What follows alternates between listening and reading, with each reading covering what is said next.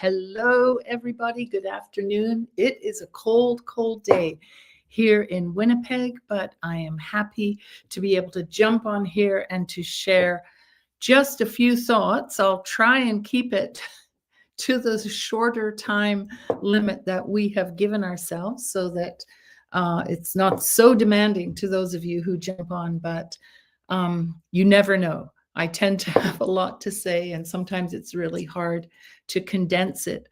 I hope you're all well. I hope you are enjoying this Advent season. The one thing we would ask of you to do is, if you can, to share this broadcast with your friends. Let them know that we're on here. I will say at the outset that we rebroadcast this tomorrow, CST time, 7 o'clock in the evening, for those of you who need an evening broadcast on this side of the pond, North America. So anyway, I want to talk about stepping stones. So let's jump right in to that. And this whole concept of stepping stones came to me in a dream, which shouldn't be a surprise to a lot of you. It came to me in a dream. And since that dream, I've been thinking about this. The concept has been going around and around in my mind, trying to understand exactly what I was seeing, even though the dream was simple. That's usually how it is with me. And in the dream, I was stood at the side of a river, on the riverbank. And as I looked, there were stepping stones I saw to get from one side to the other. And as I was standing there watching, someone came along who wanted to get from point A, like one side of the river, to the other, to point B. And suddenly they jumped onto the stepping stones. Except that as I was watching, I quickly realized that the stepping stones were not stones at all, but they were actually the heads of people. And as the person was crossing joyfully and gleefully to the other side, and they put their foot on the head of each person, and that person's head went down under the water with their foot pressing on it. And the person jumping from one side to the other didn't care. They didn't look back. It was all about leaping and getting to where they wanted to go. That's all they cared about, getting to the other side. And they appeared to give no thought to what was obviously a case of using other people to accomplish their goal. I realized that pretty quickly. And once on the other side, they didn't look back at all. They just disappeared into the landscape. So the dream was pretty clear in its message, and in a way funny. It brought back memories for me of this one particular famous set of stepping stones in the Netherlands at the Keukenhof.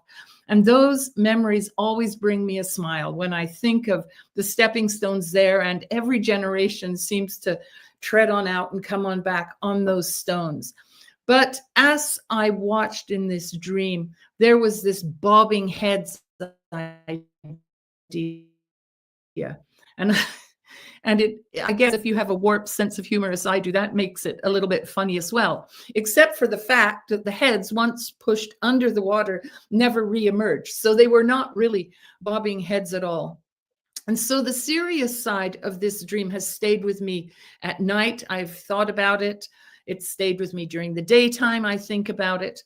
What I want to do is, first of all, ground it in some scripture, because I'm talking about something here which is common to man, a problem that we have always had, and that is that we use other people to get to where we want to go. And I think that the scripture has some practical lessons for us, and I just want to quickly refer to them so that you know that I'm not just talking out of fantasy. So Genesis chapter 40 and Genesis chapter 41 talk about this incredible story of Joseph. So in these chapters, Joseph interprets the dreams of Pharaoh's cupbearer and his baker while they were all in prison together. And he asks the cupbearer, when the cupbearer is invited to come to Pharaoh, to remember him and mention him to Pharaoh when he's restored. And you can read that in Genesis chapter 40, verse 14. So the cupbearer benefits from Joseph's help. He gets his position back, because if you recall, he interpreted the dream correctly for Pharaoh. But then he forgets He doesn't bother about Joseph completely. He leaves him unmentioned in prison for 2 more years, even though Joseph had been the one who interpreted the dream. And so, in a way, he was getting on with the good life, which was what he was after, personal success. But he left Joseph completely out of the picture. And it's a clear example of using Joseph's gift. It's hard to get words out today, for his benefit, and then dumping him when he's no longer needed, or ignoring him when he's no longer needed. And we do that with each other more often than not if we are possessed with this ideology that we have to get ahead. We change alignments when we think we will get further ahead by doing that. We forget those that have helped us to get to the place where we are now. We can convince ourselves that God is leading us in a different way, but let me tell you, God will never tell you to align with something or someone different so that you can get ahead at the expense of another group or another person. He's not going to bop your head under the water. That's not the way of the Lord. He does not call your future into existence by asking you to essentially step on the heads of others, like I saw in the dream, use them and then leave them drowning because you stepped on their heads. You took advantage of them. That is not godly alignment. That's personal agenda led. It's personal agenda led, not the Spirit of God led at all. But it is how it looks to use people in our modern day prophetic movements. Prophets, we can actually do better than that, I think. We don't get to discard people. We don't get to use people for their gifts and then dump them once they are no longer useful to us, although we do it. So through this dream, God was clearly addressing the issue of using other people and discarding them because they've served their purpose, which is transactional Christianity at its worst. And transactional Christianity is when you have the idea that if you do something for God, then he will do something for you. So you give because then you will get. It's all about getting something from God instead of getting to know God in a much more intimate way, which is what he longs for. I remember sitting with several pastors in one of the countries that I've lived, talking with them about a project and asking for their involvement and help. And the question put to me was, if we do this, what's in it for us? Transactional Christianity, instead of what the scriptures clearly lay out for us, that we are called to give with no thought of reward. We are to love because he first loved us. We are basically just to do what Jesus did or live life like he did. He did not tread on the heads of others to get ahead. There was no entitlement. There was no demand or rush to push his agenda. He knew that his steps were ordered by his Father. He knew his days were ordered by his Father. So why have we gone down this route? And I think it's really important for us to take a little look at it. And people use others to get ahead for a mix of inner heart issues and outer pressures. Some of the causes could be self-centeredness and pride. Our prophetic world has become, in many cases, narcissistic. We tell ourselves that our goals and objectives matter more than people do, which leads to our view of others being all about how can they benefit me or my ministry. And we even make friendships based on that goal. They're not really friendships, but people think they are. We call them relationships. They're not friendships. We still sometimes do life moved along by our own fears and areas of insecurity. So that's another reason for buying into this kind of thing of using other people. We get this fear of not having enough, not being noticed, or being left behind. If I don't push and grab, I'll lose out. So people like this step on others to keep them feeling safe and in charge, and to make it look like they're running with the right people so they won't lose out. You know, all of us have some form of brokenness, a broken identity. It's another reason. So we work endlessly to prove our worth through what's called success or status or achievement. Of course, we don't admit to that, but underneath all of that stuff, it's there, and it shows up in situations where a set of stepping stones presents itself, and all of a sudden we see ourselves running on top of other people in order that we can get ahead.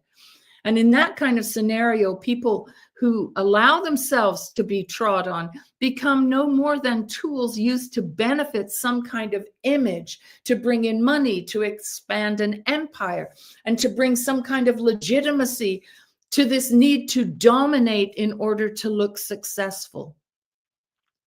Sometimes the reason is learned behavior, or it's because of an environment we find ourselves in. And sad today to say, very often today's leaders grew up in Christian churchy environments where manipulation, favoritism, or using people was quite normal. They lived in situations where results that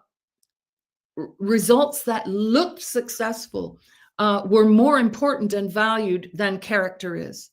So work or church cultures that reward results over character. And this is a cycle that's difficult to break, because it's not easy to convince someone that comes from generations of this stuff that really they are simply perpetuating something that is not godly. And you'll find that this kind of behavior shows that in a person's heart or life, there's a lack of empathy, not really feeling or considering how their actions impact others. Nope, they just push ahead, leaping from one stepping stone to another, and usually because they are completely unaware. And then, of course, we're living in an era where the church and many of our parachurch organizations are moving along, driven by what, for the lack of better words, is what we call worldly values, believing winning status and power matter more than love, faithfulness, success being valued more than Christ-likeness. Really. And again, you'll be hard pressed to get anyone to admit to this.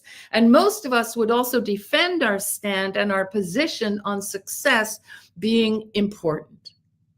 So how can we change this? How can we change it? How can we stop this prevalent practice of using others to propel us into what appears to be success?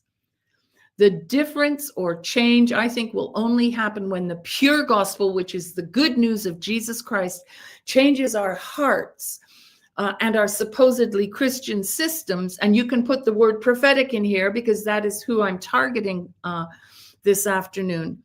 We have to begin to preach truth, and the truth about the death and the resurrection, the cross, in other words, and the lifestyle it calls us to.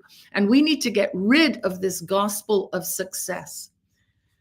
Oh my goodness. And just to put a smile on your face and to soften the blow a little bit, we have to stop going after our private jets and all the trappings we think show the world how successful we are. And we even have to stop joking about such things, because that lifestyle is so counter to the gospel of Jesus Christ that it stinks. And I challenge you to go and read the Bible, and you will come out walking in that truth. For some of you, it will be a real revelation. And in keeping with that, we also have to call our behavior, which is very often driven by stepping stone syndrome, sinful. And we have to be clear about it. When we use others like this, we are being manipulative, we're being selfish, we're showing favoritism, and we are actually exploiting others. And this is sin. It isn't just personality. It may be driven by ambition, but ambition that is not godly. It's full of greed. It's full of entitlement. And there's no room for that in proper culture created for the prophetic.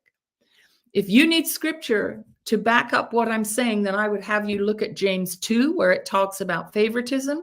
Look at James chapter 3, where it talks about selfish ambition, and look into the book of Micah, where it talks about justice and mercy and humility. You and I need to completely redefine what success is in our highly visible prophetic world.